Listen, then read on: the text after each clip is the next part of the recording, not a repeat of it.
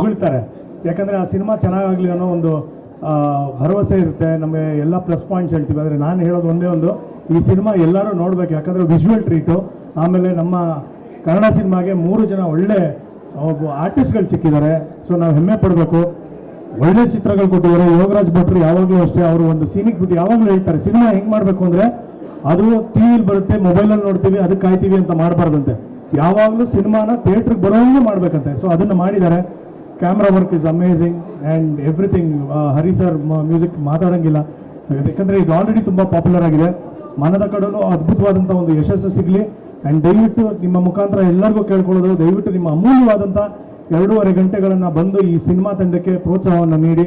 ತುಂಬ ಬೇಕಾಗಿದೆ ಈ ಥರ ಸಿನಿಮಾಗಳು. ಆಮೇಲೆ ಕನ್ನಡ ಸಿನಿಮಾಗೆ ಹಿಟ್ಗಳು ಬೇಕಾಗಿದೆ. ಅದನ್ನು ಕೊಡೋದಕ್ಕೆ ಸಾಧ್ಯ ಇರೋದು ಬರೀ ಚಿತ್ರತಂಡದಿಂದ ಮಾತ್ರ ಅಲ್ಲ, ನೀವು ಬಂದು ನೋಡಿದಾಗ. And appreciate your great efforts. You look amazing. 3 ಜನ ತುಂಬ ಚೆನ್ನಾಗಿ ಮಾಡಿದ್ದೀರಾ. ಆ್ಯಂಡ್ ನಾನು ನಿನ್ನ ಜಾಗದಲ್ಲಿ ಇದ್ರೆ ಸ್ಯಾಕ್ರಿಫೈಸ್ ಮಾಡ್ತಾ ಇರಲಿಲ್ಲ ಕಣೋ, ಆಯಿತಾ?